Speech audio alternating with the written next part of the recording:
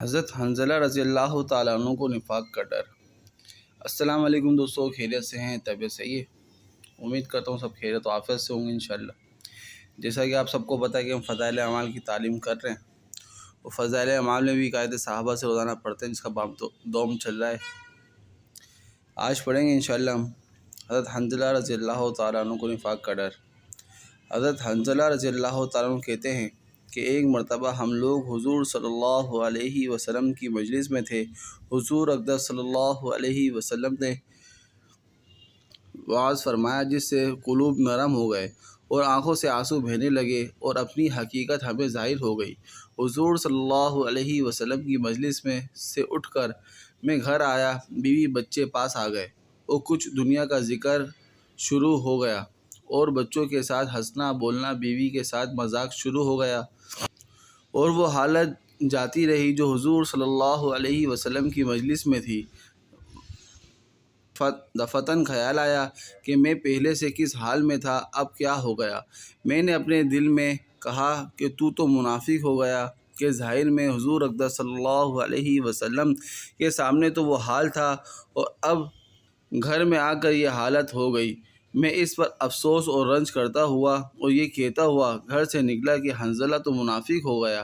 سامنے سے حضرت ابوبکر صدیق رضی اللہ تعالیٰ عنہ تشریف لا رہے تھے۔ میں نے ان سے عرض کیا کہ حنظلہ تو منافق ہو گیا۔ وہ یہ سن کر فرمانے لگے، سبحان اللہ، کیا کہہ رہے ہو؟ ہرگز نہیں۔ میں نے صورت بیان کی کہ ہم لوگ جب حضور صلی اللہ علیہ وسلم کی خدمت میں حاضر ہوتے ہیں اور حضور صلی اللہ علیہ وسلم دوزخ اور جنت کا ذکر فرماتے ہیں تو ہم لوگ ایسے ہو جاتے ہیں گویا وہ دونوں ہمارے سامنے ہیں، اور جب حضور صلی اللہ علیہ وسلم کے پاس سے آ جاتے ہیں تو بیوی بچوں اور جائیداد وغیرہ کے دھندوں میں پھنس کر اس کو بھول جاتے ہیں۔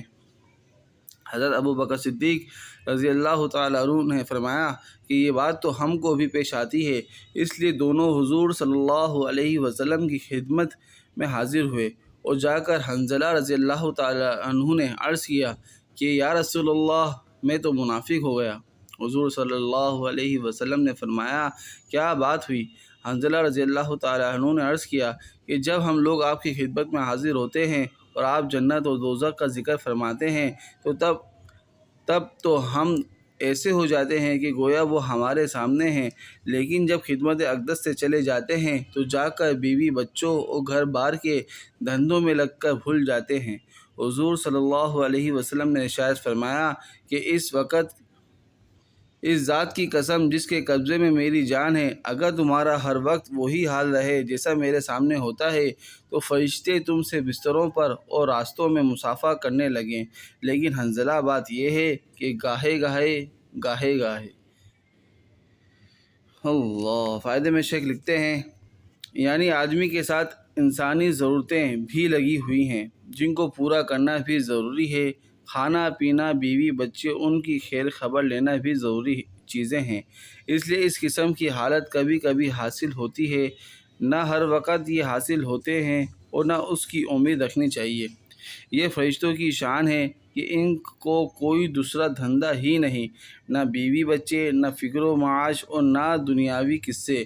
وہ انسان کے ساتھ چونکہ بشری ضروریات لگی ہوئی ہیں، اس لیے وہ ہر وقت ایک سی حالت پر نہیں رہ سکتا۔ لیکن غور کی بات یہ ہے کہ صحابہ کرام رضی اللہ تعالیٰ عنہ کو اپنے دین کی کتنی فکر تھی کہ ذرا سی بات سے کہ حضور صلی اللہ علیہ وسلم کے سامنے جو حالت ہماری ہوتی ہے وہ بعد میں نہیں رہتی، اس سے اپنے منافق ہونے کا ان کو فکر ہو گیا۔ عشق جس سے ہوتا ہے اس کے متعلق ہزار طرح کی بدگمانی و فکر ہو جاتا ہے۔ بیٹے سے محبت ہو اور وہ کہیں سفر میں چلا جائے، پھر دیکھیے ہر وقت خیریت کی خبر کا فکر رہتا ہے، اور جو یہ بھی معلوم ہو جائے کہ وہاں طاعون ہے یا فساد ہو گیا، پھر خدا جانے کتنے خطوط اور تار پہنچیں گے۔ بس بھائیوں، دوستوں، بزرگوں، جو بھی اس ویڈیو کو دیکھ رہا ہے اور سن رہا ہے، اللہ پاک ہمارے دلوں میں بھی اللہ کا ڈر اور خوف اسی طرح ڈال دے، اللہ کے نبی سے ایسی ہی محبت اللہ کرے، اللہ ہمارے دلوں میں ڈال دے کہ ہم بھی اپنے ایمان کو جانچنے والے ہو جائیں، ہم بھی اپنے ایمان کو پیمانے میں تولنے والے ہو جائیں، ہمیں بھی پتہ چلے کہ ہم کس درجے میں کھڑے ہوئے ہیں۔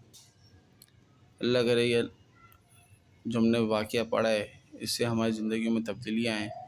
یہ بہت سارے جتنے بھی واقعات ہیں یہ کوئی نہ کوئی سبق دے ہی رہے ہیں. ہم روزانہ جیسے تعلیم کر رہے ہیں، پچھلے بھی کتنی تعلیمیں گئی ہیں. جیسے کہ کل ہم نے پڑھا صحابہ رضی اللہ تعالیٰ عنہ کے ہنسنے پر حضور صلی اللہ علیہ وسلم کی تنبیہ و قبر کی یاد. یہ کوئی معمولی بات تھوڑی ہے میرے دوستو. صرف ہنسنے پر اللہ کے نبی تنبیہ بھی دے رہے ہیں، پھر قبر کی یاد بھی دلا رہے ہیں. وہ قبر کے بارے میں جو سنا کل سب کے سامنے ہے. اللہ کرے ہمیں اللہ عمل کرنے کی توفیق عطا فرمائے. کل انشاءاللہ پڑھیں گے اللہ کے خوف کے متفرق احوال. جس کو یہ ویڈیو پسند آئی ہو بھائی لائک کمنٹس کر دیجیے گا، اور ویڈیو کو شیئر بھی کریے گا، اور چینل کو سبسکرائب بھی کریے گا. جزاک اللہ. السلام علیکم.